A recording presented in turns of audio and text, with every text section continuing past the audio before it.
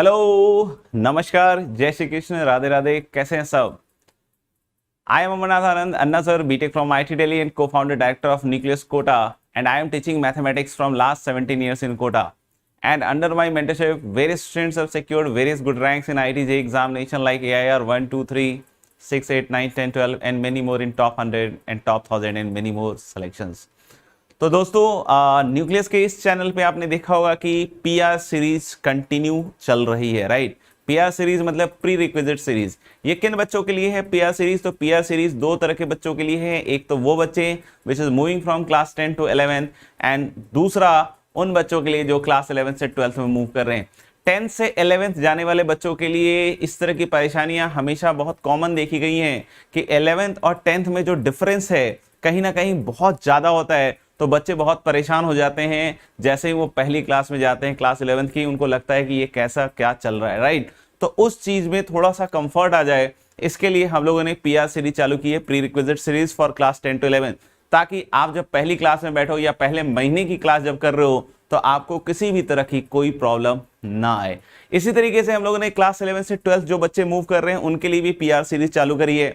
बहुत सारे बच्चों का कोविड के कारण कहीं ना कहीं उतना बढ़िया प्रिपरेशन नहीं हो पाया क्लास 11 में, और बहुत सारी ऐसी भी चीजें हैं जहां बच्चों ने जानबूझकर थोड़ी सी गड़बड़ करी है, राइट। तो उन सारे बच्चों के लिए भी हम लोगों ने पीआर सीरीज लॉन्च किया हुआ है, और इसमें आप देख सकते हो सारे टॉपिक्स जो काफी इंपॉर्टेंट हैं, यानी कि क्लास 12 में कहीं ना कहीं आपको टच होने वाले हैं, तो उसकी बेसिक्स आपको पता हो, उसमें कहीं दिक्कत ना हो और आपका क्लास 12 काफी अच्छा निकले, उसके लिए पीआर सीरीज लॉन्च की गई है।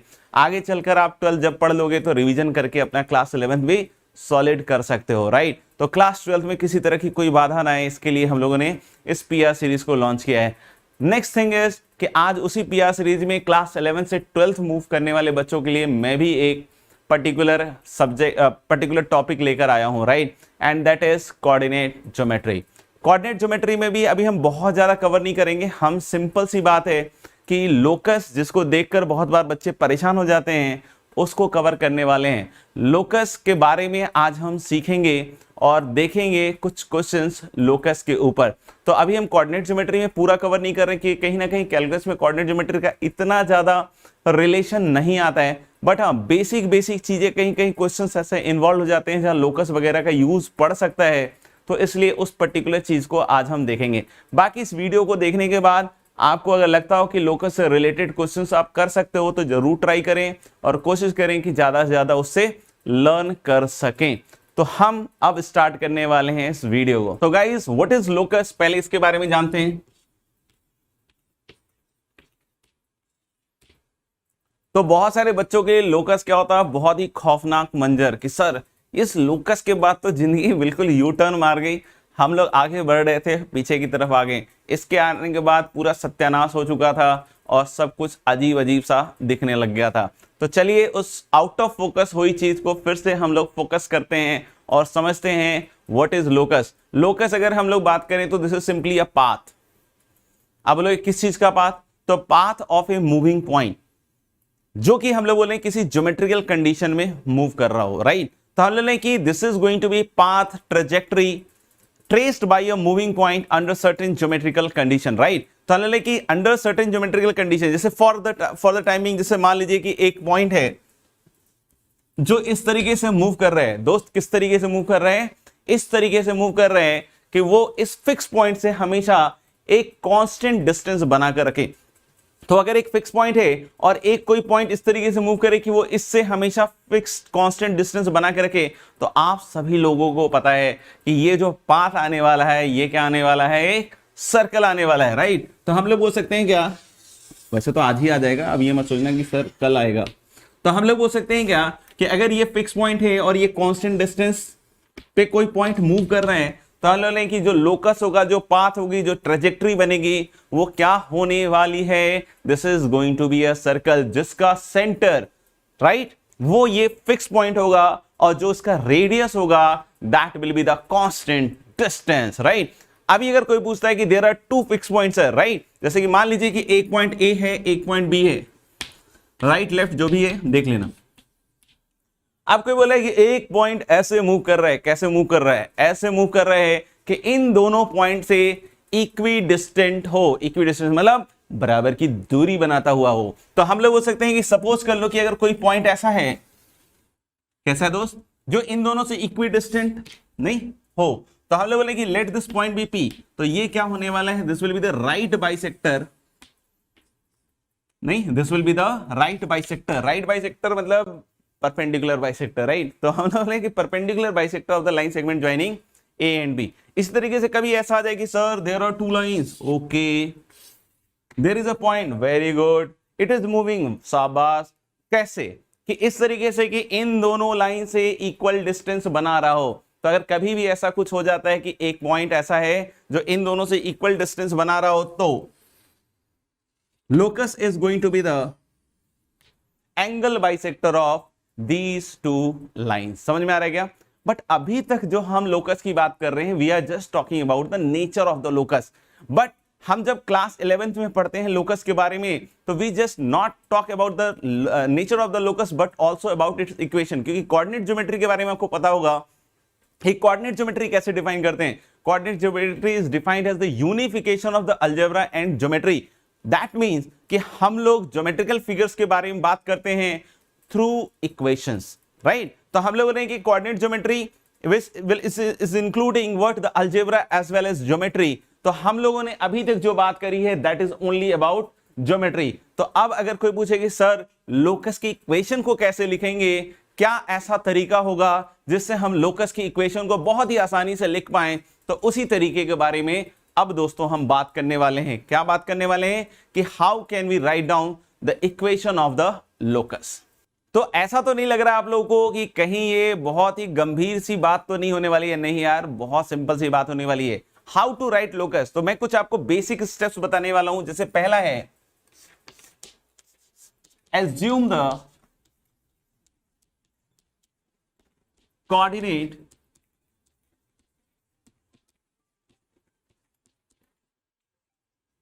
of moving point to be h, k।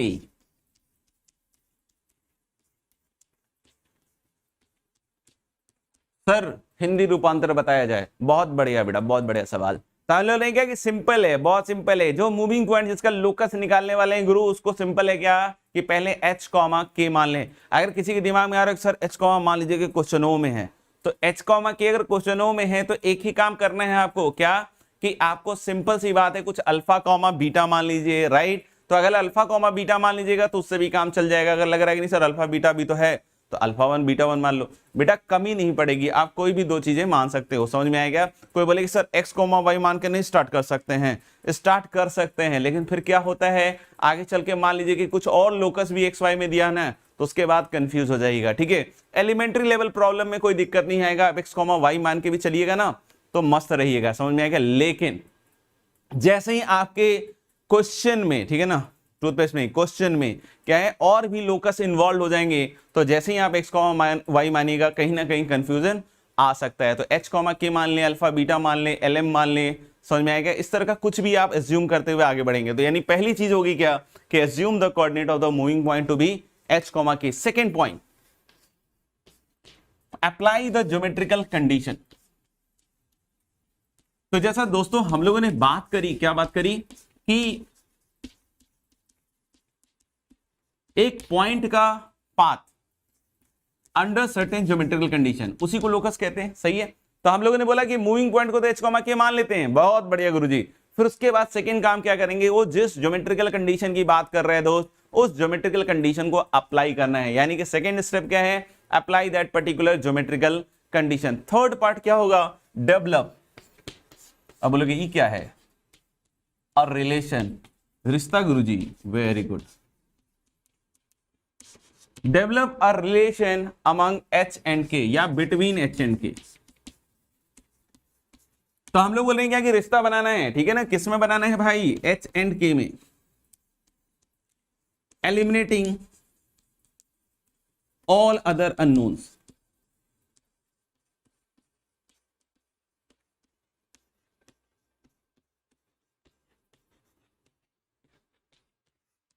क्या भाई कि हम लोग बोलेंगे कि रिलेशन बनाना है एच के में, और बाकी जितने अननोन्स हैं उसको एलिमिनेट करते हुए बनाना है। आती है बात समझ में? क्योंकि एलिमिनेशन होना ही पड़ेगा, फाइनल जो लोकस होना चाहिए उसमें कोई भी अननोन नहीं होना चाहिए। आपको ये मत बोल देना सर एच के है, अरे भाई एच के का रहना तो जरूरी है ना, वही तो लोकस को सिग्निफाई करेगा। और fourth step is very basic, replace h by x and k by y। यानी हम लोग बोल रहे हैं क्या कि h को x से रिप्लेस कर दें और k को किससे रिप्लेस कर दें? y, to generalise the locus. कोई दिक्कत? बिल्कुल नहीं, सिंपल इंग्लिश है। पहला काम जल्दी बोलो, सबसे पहले मूविंग पॉइंट के कोऑर्डिनेट को h, k मानेंगे। दूसरा काम सर ज्योमेट्रिकल कंडीशन लगाएंगे, वेरी गुड। तीसरा काम हम लोग बोल रहे हैं बहुत सिंपल है, क्या कि हम लोग को eliminating all the other unknowns h और k में रिलेशन डेवलप करना है। और चौथा काम h को x से रिप्लेस करना है और k को y से रिप्लेस करना है, right?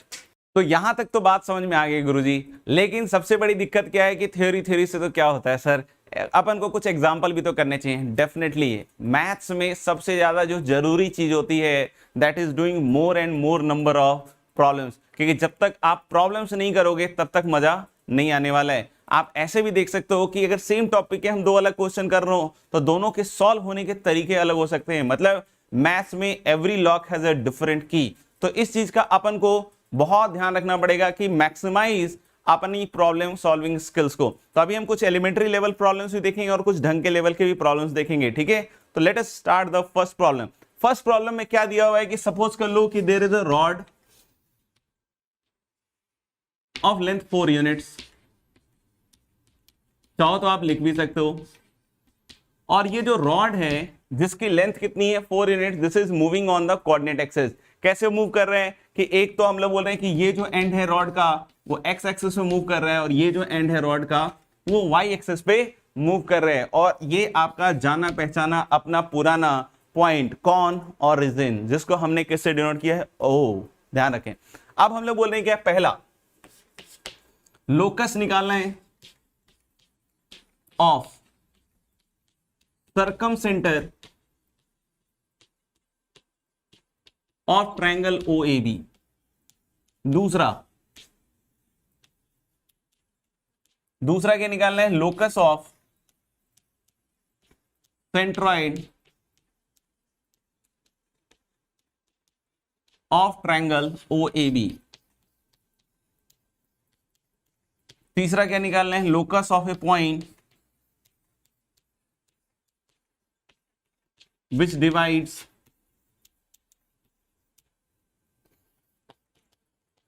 divides line segment AB in ratio 2:1।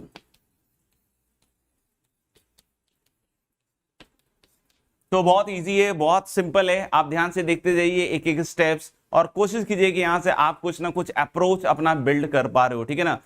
Before proceeding मैं एक चीज बोलूंगा कि आप इसको खुद से भी सॉल्व कर लें और फिर आगे देखें कि इसको किस तरीके से सॉल्व किया गया है। तो हम लोग बोल रहे हैं कि सिंपल सा क्वेश्चन है, 4 यूनिट का रॉड है और ये क्या कर रहा है, इसके ends they are moving on the coordinate axis. साथ ही साथ क्या बोल रहा है कि हमें इस ट्रायंगल OAB के सर्कमसेंटर का लोकस चाहिए, सेंट्रॉइड का चाहिए, और AB के ऊपर एक पॉइंट है जो उसको किस रेशियो में डिवाइड कर रहा है दोस्त? 2:1। एक तरीका मैं क्या बोल रहा हूं कि सिंपल सा है कि इस पॉइंट को हम अल्फा कॉमा 0 मान लेते हैं और इसको क्या मान लेते हैं? 0 कॉमा बीटा, जहां अल्फा बीटा खुद क्या होंगे? वेरिएबल्स। तो याद रखना वो जो थर्ड स्टेप है जिसने बोला था कि भाई अननोन नहीं होने चाहिए, तो हमने अल्फा बीटा मान लिया तो हमारे पास एक कांस्टेंट रिलेशन आएगा। जल्दी से लिख के बताओ क्या आएगा कांस्टेंट रिलेशन? ये देख सकते हो अल्फा है, ये बीटा है, तो this is simply what? Alpha square plus beta square equal to 6। बोलोगे क्या कैसे आ गया सर? अरे डिस्टेंस फॉर्मूला भाई साहब, root over of alpha minus 0 का square, root over of 0 minus beta का होल स्क्वायर इक्वल टू 4 का square, that is alpha square plus beta square equal to 16।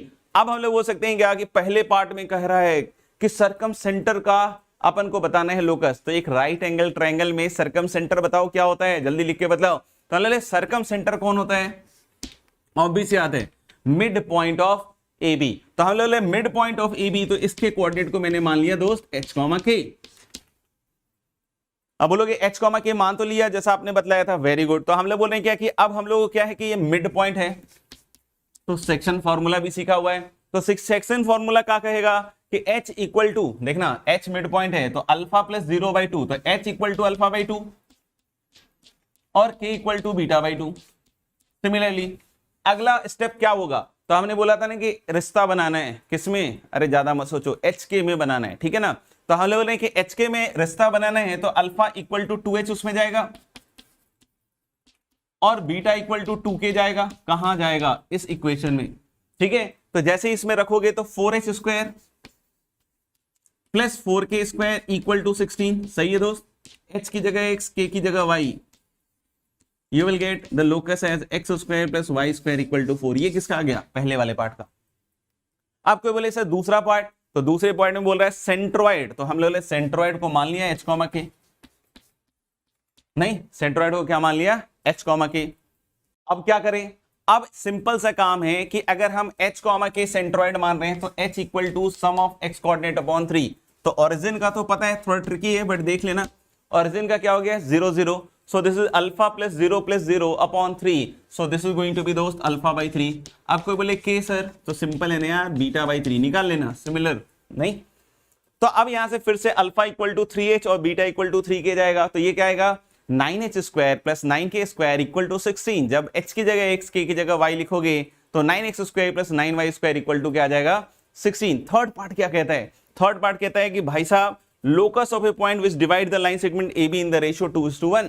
तो यानी कि अब इस सेगमेंट AB को बात करेंगे, इसमें इंटरनली लिख लेना, ठीक है ना, लाइन सेगमेंट AB इंटरनली, नहीं तो फिर दो केस लेने पड़ेंगे, एक इंटरनल एक एक्सटर्नल, दोनों केस में निकालना पड़ेगा। इंटरनली के केस में क्या करेंगे, इंटरनली के केस में दोस्त AB को 2:1 में बांटना है, BA को मत बांट देना, यानी A की तरफ से 2 होना चाहिए और B की तरफ से क्या होना चाहिए 1, क्योंकि AB को डिवाइड करना है। तो हम लोग बोल सकते हैं, मान लिया ये पॉइंट यहां है H कॉमा के, तो ये रेशियो क्या हो गया दोस्त 2:1। तो क्या हम H और K के लिए रिलेशन लिख सकते हैं, जी हाँ जनाब, कैसे लिख सकते हैं, सेक्शन फॉर्मूला से। तो H कितना होगा, सेक्शन फॉर्मूला, आ जाओ, थोड़ा सा कम दिखे तो खुद से पेन चला के खुद से डायग्राम बना लेना, खुद से मजे आ जाएंगे। तो हम लोग बोले इसको H बोला है एक्स कोऑर्डिनेट, तो इधर 2, तो 2 इंटू 0 1 इंटू अल्फा, तो this is going to be alpha by 3 और K क्या आ जाएगा 2 बीटा बाई 3। तो अगर 2 बीटा बाई 3 और अल्फा बाई 3, तो फिर से अल्फा 3h और बीटा आ जाएगा 3k बाई 2, यहां रखोगे तो अपने आप आपके पास क्या आ जाएगा, लोकस थर्ड पार्ट का भी आ जाएगा। क्या और किसी मेथड से इस पर्टिकुलर सवाल को सॉल्व किया जा सकता है, आंसर इज यस। अब बोलोगे सर कैसे, तो एक सिंपल सा काम करो दोस्त, इस एंगल को थीटा मान लो। अब देखो अल्फा और बीटा दो वेरिएबल्स हमने यहां इंट्रोड्यूस कर रखे हैं, समझ में आया क्या। अगर मैंने इस एंगल को थीटा मान लिया और ये टोटल लेंथ 4 यूनिट्स है, तो हम लोग बोल सकते हैं कि ये ए क्या हो जाएगा 4 cos थीटा। ये तो बहुत इजी निकला यार, टोटल लेंथ 4 है, ये थीटा एंगल है, तो ये लेंथ ओ ए कितना हो जाएगा दोस्त 4 cos थीटा। ऐसे ही बी वाला लेंथ कितना हो जाएगा 0,4 sin थीटा। ये बहुत इजी है, ठीक है ना, खुद पेन चलाओगे तो भी दिख जाएगा। अब कोई बोले सर सरकम सेंटर का लोकस, मेथड 2 देख रहे हैं इसका। अब कोई बोले सरकम सेंटर का locus very easy to find, कैसे निकाल सकते हैं सरकम सेंटर का लोकस। हम लोग बोल सकते हैं क्या कि h इक्वल टू आ जाएगा फिर से h/2, sorry h equal to क्या आ जाएगा 4 cos theta upon 2 that is 2 cos theta, और ऐसे ही k इक्वल टू क्या आ जाएगा 2 sin थीटा। कोई बोल सकता है कि सर बिल्कुल भी समझ में नहीं आया क्या हुआ, अरे कुछ नहीं, सिंपल है, ये थीटा माना, ये लेंथ 4 है, ये 4 cos थीटा हो गया, ये कोऑर्डिनेट हो गया 4 cos थीटा, 0, ये क्या हो गया 4 sin थीटा, तो ये हो गया 0,4 sin थीटा। सर आगे वाला बतलाइए एक बार। तो देखो ना बेटा, ए और बी का मिड पॉइंट है ये, और इसी के कोऑर्डिनेट को हमने h, k बोला हुआ है, तो h कितना आएगा, h आप देख सकते हो 4 cos theta plus 0.2 that is 2 cos theta. अब आया समझ में सर, वेरी गुड। और k इक्वल टू क्या आ जाएगा 2 sin थीटा। अब हमें क्या करना है, थीटा एलिमिनेट, और h के में क्या आना चाहिए रिश्ता। तो हम लोग क्या कर सकते हैं, वही वर्ल्ड फेमस आइडेंटिटी है, cos square theta plus sin square theta equal to 1। जबरदस्त तरीके से लगा दीजिए, तो x square plus y square equal to यहाँ पे क्या आ जाएगा फिर से 4। अब मेरे ख्याल से आपको समझ में आ गई होगी कि ये थीटा वाले से अप्रोच से कैसे निकाला। अब मेथड 1 और मेथड 2 में क्या डिफरेंस है, देखो डिफरेंस तो कुछ भी नहीं है, सॉल्व तो दोनों हो गए, लेकिन पॉइंट ये था कि हमने मेथड 1 में 2 वेरिएबल्स यूज किए, और मेथड 2 में हम क्या कर रहे हैं, एक वेरिएबल को यूज कर रहे हैं। तो अब जब कभी भी आप प्रॉब्लम सॉल्व कर रहे हो ऑन लोकस, राइट, तो आपको पहले ये भी समझना पड़ेगा कि हो सकता हो while solving the question you will have to introduce certain variables, और फिर उन certain variables को लास्ट में हटाने की जिम्मेदारी भी आपकी होगी। तो यानी जितने ज्यादा वेरिएबल्स के साथ आप प्रोसीड करोगे लोकस के सवालों में, उतने ज्यादा वेरिएबल्स को लास्टली आपको सेटल करना पड़ेगा, हटाना पड़ेगा। तो यानी अगर आप कम वेरिएबल्स के साथ स्टार्ट कर रहे हो सवालों को, मतलब इतना भी कम मत करना कि स्टार्ट ना हो पाए, ठीक है ना। तो अगर कम वेरिएबल्स के साथ स्टार्ट कर रहे हो तो डेफिनेटली आप सॉल्व अच्छे तरीके से कर पाओगे। आइए दोस्तों बढ़ते हैं अब अगले सवाल की तरफ। अगला सवाल भी चाहूं तो मैं पूरा डिक्टेट कर सकता हूं, बाकी मैं आपको सिंपल समझा देता हूं कि क्या है अगला सवाल। अगले सवाल में हम लोग बोल रहे हैं क्या कि देयर आर टू लाइंस, ये फिक्स लाइंस हैं, x upon a plus y upon b equal to 1 and x upon b plus y upon a equal to 1। There are two fix lines, right. अब क्या बोल रहा है कि there is a variable line, चाहो तो आप लिख भी लेना साथ ही साथ। There is a variable line which is passing through, there is a variable line मतलब ये लाइन चेंज हो रही है। There is a variable line which is passing through the point of intersection of these two lines, ठीक है। हल एक variable line है जो इन दोनों के पॉइंट ऑफ इंटरसेक्शन से क्या कर रहा है, पास कर रहा है, and it is intersecting the coordinate axis at capital A and capital B. तो वो वेरिएबल लाइन क्या कर रहा है, जो उसके पॉइंट ऑफ इंटरसेक्शन से पास हो रहा है, वो कोऑर्डिनेट एक्सिस को इंटरसेक्ट कर रहा है, कहां पे, ए और बी पे। तो लिख लो सवाल कि find the locus of the middle point of A B. मतलब सवाल कुछ ऐसा है कि इन दोनों का कोई एक पॉइंट ऑफ इंटरसेक्शन होगा, वो लिख लिया, ठीक है ना। ये क्या कर रहा है, एक्स एक्सिस को ए और वाई एक्सिस को बी पे इंटरसेक्ट कर रहा है, ऐसे सवाल में दिया हुआ है। अब आपको इसके मिडिल पॉइंट ए बी के मिडिल पॉइंट का लोकस निकालना है, तो आप खुद से सॉल्व करके देखें, बाकी मैं इसको स्टार्ट करता हूं, ठीक है। तो सबसे पहला काम क्या होगा इस तरह के सवालों में कि आप जो ये पॉइंट ऑफ इंटरसेक्शन है उसको निकाल लें। तो जब आप दो इक्वेशन, दो वेरिएबल सॉल्व करोगे दोस्त, सिंपल आ जाएगा a B upon a plus b and a B upon a plus b. क्या आ जाएगा, a B upon a plus b, a B upon a plus b. ये पॉइंट ऑफ इंटरसेक्शन आप निकाल के देख लेना। तो ये जो इससे पास कर रहा है वो आ गया a B upon a plus b and a B upon a plus b, ये फिक्स पॉइंट हो गया। तो एक मेथड तो मैं आपको उसमें क्या समझा रहा हूं कि जैसे मान लो कि ये बहुत बड़ा बड़ा दिख रहा है, तो मैं इसको अल्फा अल्फा मान लेता हूं। Alpha is known, right, alpha is known. तो बच्चे भिड़ते क्या करते हैं कि फिर स्लोप फॉर्म यूज करते हैं, वही स्लोप इंटरसेप्ट फॉर्म वाला। तो कैसे लिख सकते हो उस लाइन को, इस लाइन ए बी की इक्वेशन लिख लो,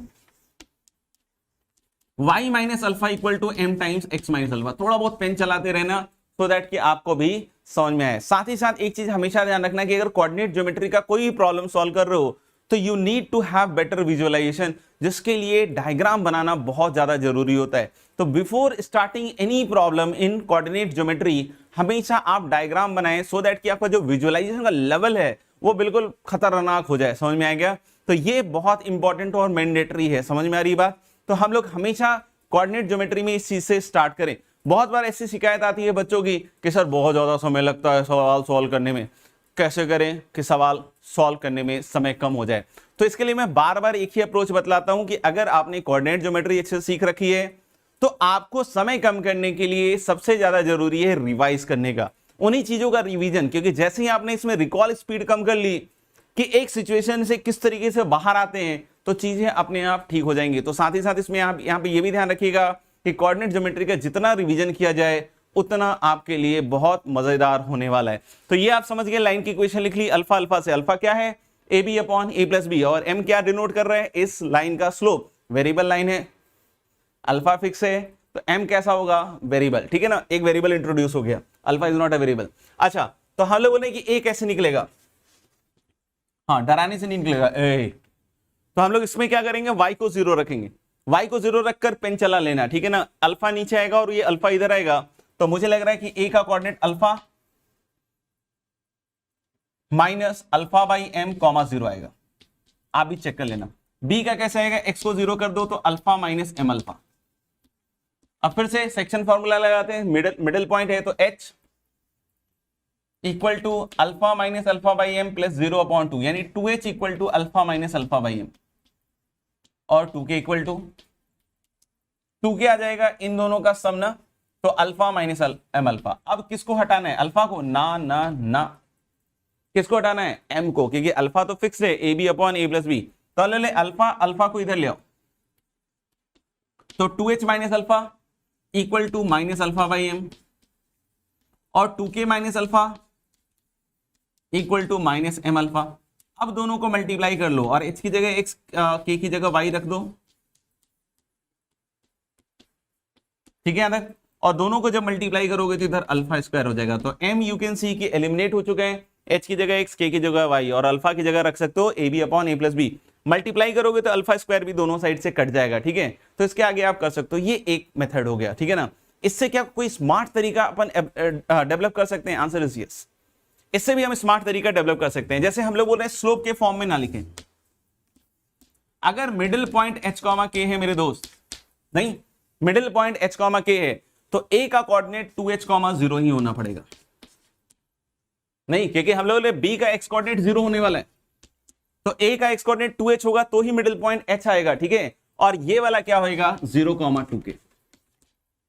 तो क्या कभी आप लाइन की इक्वेशन लिखें जिसका x इंटरसेप्ट a हो और y इंटरसेप्ट b हो? Answer is yes. कैसे लिख सकते हैं? x upon a plus y upon b equal to 1। तो अगर 2h कॉमा 0 है और 0,2k है तो क्या हम लाइन की इक्वेशन लिख सकते हैं? बिल्कुल लिख सकते हैं। कैसे लिख सकते हैं? तो देखिएगा x upon 2h plus y upon 2k equal to 1, ये मेथड 2 है। चलो x upon 2h plus y upon 2k equal to 1 is the equation of the line.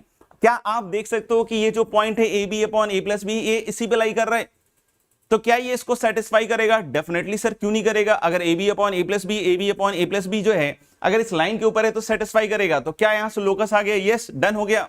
हल ले A B upon 2a plus B into X और A B upon 2a plus B into Y equal to 1। तो क्या locus आ चुके हैं? Answer is yes. तो देख लीजिए मेथड 2 कितना फास्ट रहा। तो कभी भी आप इस तरह से काम करो कि मिडिल पॉइंट के साथ खेलना है तो हमेशा ये सेकंड वाले मेथड को यूज करो। This is going to be a Mentos method, ठीक है ना, बहुत जल्दी बहुत फास्ट आने वाला है, राइट। तो चलिए दोस्तों मूव करते हैं अगले सवाल की तरफ। अगला सवाल अगर नहीं दिख रहा है तो मैं इसको रीड कर देता हूं। सिंपल सा है कि find the locus of the middle point, find the locus of the middle points of the chords of circle. This general circle है आपका, ठीक है, पहचानते होंगे आप। passes through which passes through a fixed point a, b lying outside the circle। तो पहले मैं आपको डायग्राम बना देता हूं। डायग्राम क्या है ये जरूर बनाएं कि इस तरीके से कोई सर्कल है और इसके कॉर्ड्स के मिडिल पॉइंट का लोकस बतलाना है। अगर ये कॉर्ड्स किससे पास कर रहे हैं? a, b एक पॉइंट है, फिक्स पॉइंट है डेफिनेटली, जो कि लाई कर रहा है आउटसाइड द सर्कल। तो आप देख सकते हो एक फिक्स पॉइंट a, b है और इससे बहुत सारे लाइंस पास कर रहे होंगे और हर एक केस में कोई कॉर्ड बन रहा होगा। तो कॉर्ड के मिडिल पॉइंट का लोकस निकालना है। इसका कुछ मिडिल पॉइंट उडल पॉइंट मत सोच लेना, ठीक है ना। बोला है कॉर्ड्स के मिडिल पॉइंट का लोकस निकालना है, यानी कि इसको अगर मैंने h, k बोला